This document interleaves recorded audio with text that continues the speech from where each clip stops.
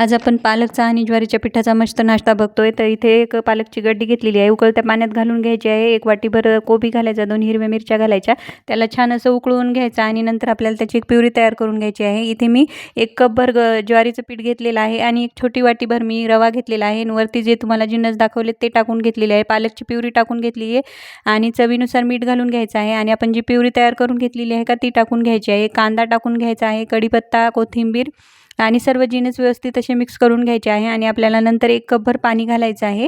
तर 1 कपभर प्युरी आणि 1 कपभर पाणी घालून घ्यायचं, व्यवस्थित असं मिक्स करून घ्यायचं आहे आणि 10 मिनिटं झाकून ठेवायचं आणि नंतर व्हिडिओमध्ये दाखवत आहे त्या पद्धतीने तेल घालून 1 चमचाभर तेल घालायचं, तीळ घालायचे आणि आपलं जे बॅटर आहे का ते ओतून घ्यायचं आहे आणि व्हिडिओमध्ये दाखवत आहे त्या पद्धतीने दोन्ही बाजूनी भाजून घ्यायचं. मस्त असा आपला हा उत्तप्पा तयार होतो. चवीला एकदम भन्नाट लागतो आणि पौष्टिक पण आहे. नक्की करून बघा आणि व्हिडिओ आवडला तर लाईक करा, शेअर करा, चॅनलला सबस्क्राईब करा. धन्यवाद.